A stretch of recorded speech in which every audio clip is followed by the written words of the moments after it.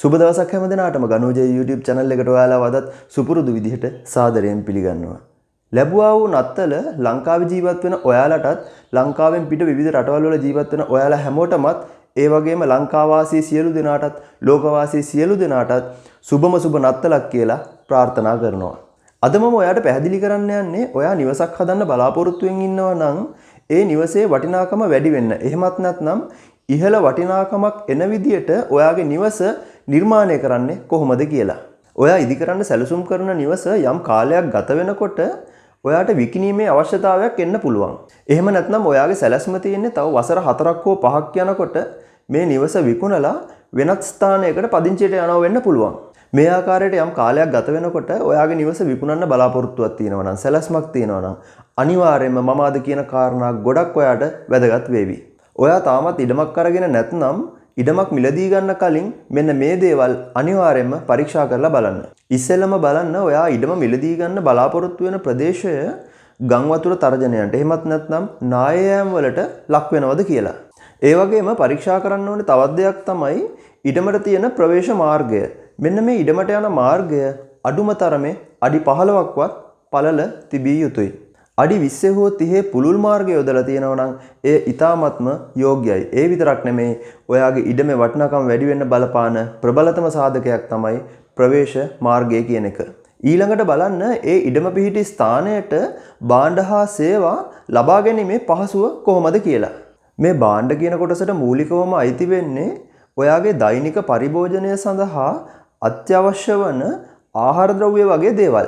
මෙන්න මේ ආකාරයට අත්‍යවශ්‍ය ද්‍රව්‍ය විකුණන එහෙමත් නැත්නම් මිලදී ගන්න පුළුවන් සිල්ලර කඩ සතිපොලක් වෙන්න පුළුවන් සුපර් මාකට් එකක් වෙන්න පුළුවන්.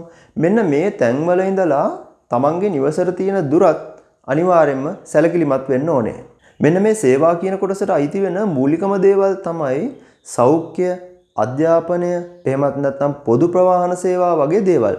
මෙන්න මේ සෞඛ්‍ය සේවා කියන කොටසට අයිති වෙන්නේ තමන්ගේ නිවසේ ඉඳලා ඩිස්පෙන්සරි එකට, ඉස්පිරිතාලයකට, එහෙමත් නැත්නම් චැනලින් සෙන්ටර් එකට තියෙන දුර ප්‍රමාණය සහ ඒ තැන්වලට ළඟා වෙන්න තියෙන පහසුව. අධ්‍යාපන සේවා කියන කොටසට අයිති වෙන්නේ තමන්ගේ නිවස පිහිටි ස්ථානයේ ඉඳලා ජාතික පාසලකට තියෙන දුර වෙන්න පුළුවන්. එහෙමත් නැත්නම් මධ්‍ය මහාවිද්‍යාලයකට දරුවන් ඇතුළු කිරීමේ පහසුව වෙන්න පුළුවන්. ඒ වගේම අමතර පන්ති සඳහා දරුවන් යෙදවීමේ අවස්ථාව වෙන්න පුළුවන්. ඒ වගේම මේ සියලු කටයුතු සඳහා ළඟා වෙන්න තියෙන පොදු ප්‍රවාහන සේවය ගැනත් අනිවාර්යයෙන්ම සැලකිලිමත් වෙන්න. මෙන්න මේ ආකාරයට භාණ්ඩ හා සේවා ලබා ගැනීමේ පහසුව. එහෙමත් නැත්නම් ඔයාගේ ඉඩම පිහිටි ස්ථානයට තියෙන යටිතල පහසුකම් වල ප්‍රමාණය අනුව ඔයාගේ ඉඩමට විතරක් නෙමෙයි ඔයාගේ ඉඩමේ නිවස සම්පූර්ණයෙන්ම හදලා ඉවරුණාට පස්සෙත් ඒකට ලොකු වටිනකමක් අරගෙන දෙනවා. ඔයා මේ සියලු දේවල් පරීක්ෂා කරාට පස්සේ ඔයා තීරණය කරනවා මෙන්න මේ ප්‍රදේශයේ මෙන්න මේ පැත්ත ඔයාගේ වාසස්ථානයට සුදුසුයි කියලා. එහෙමත් නැත්නම් ඉඩමක් මිලදී ගැනීමට සුදුසුයි කියලා. ඊළඟට ඔයා බලන්න ඕනේ වැදගත්ම දේ තමයි ඉඩමේ නීතිමය තත්වය කොහොමද කියලා. මේ දේ පරීක්ෂා කරගන්න ඔයාට අනිවාර්යයෙන්ම නීතිඥවරයෙකුගේ ලෝයර් කෙනෙක්ගේ උදව් අවශ්‍ය වෙනවා. ඔයා ඉදි කරන්න බලාපොරොත්තු වෙන නිවසේ වටිනාකම වැඩි වෙන්න නම් බලපාන ප්‍රධානතම සාධකයක් තමයි ඉඩමේ පිහිටීම සහ ස්වභාවය කියලා කියන්නේ. ඉඩමේ පිහිටීමට අයිති වෙනවා ඉඩමේ හැඩය සහ තනිතලාභිමත්ද කියන කාරණා දෙක. ඉඩමේ හැඩය සමචතුරස්‍රාකාර හෝ ඍජුකෝණාස්‍රාකාර විය යුතුයි. ඒ කියන්නේ හරි හතරැස් හෝ ටිකක් දිගින් වැඩි ඉඩමක් විය යුතුයි. ඉඩමේ පිහිටීම තනිතලා ස්වභාවයක් ගන්නවා නම් වඩාත් යෝග්‍යයි. හැබැයි අඩි 1-2ක බෑවුමක් තිබුණා කියලා ඒ තරම් ගැටලුවක් වෙන්නේ නැහැ. ඊළඟට බලන්න පසේ ස්වභාවය කොහොමද කියලා. මේ කටයුත්ත සඳහා ඒ ගැන දැනුමක් තියෙන අත්දැකීම් තියෙන කෙනෙක් අනිවාර්යයෙන්ම සම්බන්ධ කරගත යුතුයි. ඊළඟට හොයලා බලන්න ඕනේ වැදගත් කාරණාවක් තමයි ජලය සහ විදුලිය ලබා ගැනීමේ පහසුව. බොහෝ දුරට විදුලි බලය ලංකාවේ බොහෝ ප්‍රදේශවලට ව්‍යාප්ත වෙලා තියෙනවා. හැබැයි ජල පහසුකම ලබා ගනිද්දි බලන්න ලිඳක් කපලා පිරිසිදු ජලය ගන්න පුළුවන්ද? එහෙමත් නැත්නම් නල ලිඳක් මාර්ගයෙන් ඒ අවශ්‍යතාවය සපුරා ගන්න පුළුවන්ද කියන කාරණාව. ඒ ක්‍රම දෙකටම ඔයාට ජලය ලබා ගන්න බැරි වුණොත් ඔයාට සිද්ධ වෙනවා වෝටර් බෝඩ් එකේ සප්ලයි එක ඔයාගේ නිවසටම ලබා ගන්න. මෙන්න මේ කරුණු ගැනත් අනිවාර්යයෙන්ම සැලකිලිමත් වෙන්න. දැන් ඔයා සැකහැර දැනගන්නවා ඔයාගේ ඉඩමට ලොකු වැලියු එකක් ලොකු වටිනකමක් තියෙන බව. ඔයා ඉදි කරන්න යන නිවසේ වටිනකම වැඩි කරගන්න තියෙන වැදගත්ම දේ තමයි නිවසේ ඩිසයින් එක. එහෙමත් නැත්නම් නිර්මාණයේ තියෙන දැකුම් කළු භාවය. ඔයාගේ නිවසට ලේටස්ට්ම ඩිසයින් එකක් එහෙමත් නැත්නම් මොඩර්න් ටයිප් එකක් තෝරගන්න අමතක කරන්න එපා. මේ ගැන සැලකිලිමත් වෙන්න ඕනේ ඩිසයින් ස්ටේජ් එකේදී. ඒ කියන්නේ ඩ්‍රාෆ්ට්මන්ට හරි ආකිටෙක්ට් හරි ප්ලෑන් එක අඳින්න බාර දෙන අවස්ථාවේ. ඒ වගේම සැලකිලිමත් වෙන්න ඕනේ අනිත් වැදගත්ම කාරණාව තමයි ෆැසිලිටීස්. ඒ කියන්නේ නිවස තුල තියෙන පහසුකම් වල ප්‍රමාණය. අපි හිතමු ඔයාගේ නිර්මාණය නගරයට ආසන්නව සිදු කරන දෙමහල් නිවසක් කියලා. මෙන්න මේ වගේ තැනක නිර්මාණයක් සිදු කරනකොට ඒ නිවස තුල අපි ගමුකෝ ප්‍රධාන නිදන කාමරය කියලා. ඔන්න ඔය මාස්ටර් බෙඩ්රූම් එකවත් අඩුම තරමේ AC කරලා තියෙන්න ඕනේ. ඒ වගේම පුංචි සර්වන්ට් රූම් එකක්, සර්වන්ට් টয়ලට් එකක් අන්තර්ගත වීමත් ඊටාම වැදගත්. ඒ වගේම ප්‍රධාන කාපෝච් එකට අමතරව තවත් වාහනයක් ගෙමිදුලේ නවත්වා ගන්න පුළුවන් නම් ඒකත් ඊටාම වටිනවා. ඒ විතරක් නෙමෙයි මේ වගේ ඩිසයින් එකක් කරනකොට ඉන්ටීරියර් පැත්තත් ඊටාමත් වැදගත්. අපි හිතමු මුළු නිවසටම ටයිල් අල්ලන්න සැලසුම් කරා කියලා. අඩුම තරමේ සාලය සහ කෑම කෑල්ල කොටසටවත් ලෑලි අල්ලන්න පුළුවන් නම් solid wood එකක් ඇප්ලයි කරගන්න පුළුවන් නම් නිවසේ වටිනාකම ඊටාමත් වැඩි වෙනවා. ඒ වගේම තමයි bathroom fittings වගේම light fittings කියන කොටස්. මෙන්න මේ fittings සඳහා දැකුම් කළු නිමාවක් තියෙන modern type එකේ fittings තෝරගන්න අමතක කරන්නත් එපා.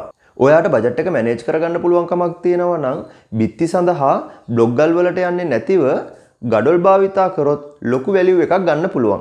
ඔයාගේ මේ නිවස ඉදි කරන්නේ පර්චස් 6ක් 7ක් 8ක් වගේ කුඩා ඉඩමක නම් උඩුමහල ආවරණය කිරීම සඳහා වහලයක් ඩිසයින් කරන්නේ නැතිව ස්ලැබ් එකක් දාලා රූෆ් টොප් එකක් ඩිසයින් කරොත් ඉතාමත් වටිනවා.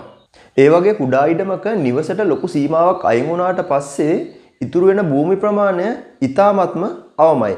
ඒ නිසා රූෆ් টොප් එකක් ඩිසයින් කරාම ඒ ඉඩ ප්‍රමාණයත් ඔයාට නිවසේ උත්සව අවස්ථාවකදී හරි භාවිතා කරන්න පුළුවන්. ඒ විතරක් නෙමෙයි ගාඩන් එකක් විදියට වගේම රෙදි වේලා ගැනීමේ කටයුතු සඳහාත් භාවිතා කරන්න පුළුවන්.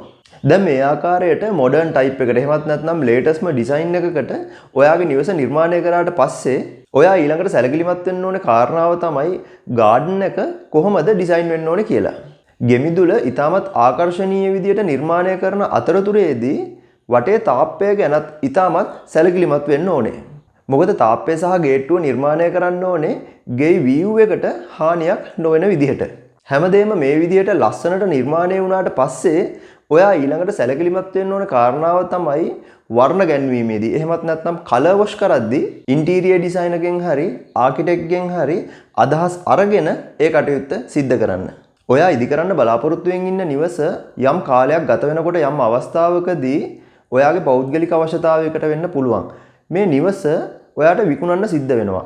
ඔන්න ඔය අවස්ථාවකදී ඔයාගේ නිවසට ඉහළ වටිනකමක් ගන්න. එහෙමත් නැත්නම් ලොකු වැලියු එකක් ගන්න ඕන නිසායි මේ දේවල් මම ඔයාට පැහැදිලි කළේ. ඒ වගේම ඔයාගේ දැනටමත් සැලැස්මක් තියෙන්න පුළුවන්. තව වසර 5ක් හෝ 10ක් ගත වෙනකොට අනිවාර්යයෙන්ම මේ නිවස විකුණලා වෙනත් තැනකට වාසස්ථානයට යන්න. මෙන්න මේ මොන අවස්ථාවේදී වුණත් ඔයාගේ නිවස විකුණන්න සැලසුම් කරනකොට ඔයාගේ නිවසට ඉහළ වටිනකමක් එහෙමත් නැත්නම් ලොකු වැලියු එකක් ගන්න පුළුවන් වෙනවා. මම මේ කියපු විදියට ඔයා ඉඩමක් තෝරාගෙන නිවස නිර්මාණය කළොත්.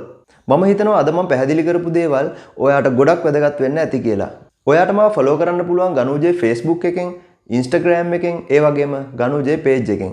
මේ වීඩියෝ එකට ඔයාලා කැමති නම් like එකක් දාන්න. ඒ වගේම තාමත් මගේ channel එක subscribe කරලා නැත්නම් පල්ලෙහා රතු පාටෙන් තියෙන subscribe button එක ඔබලා subscribe කරන්න අමතක කරන්න එපා.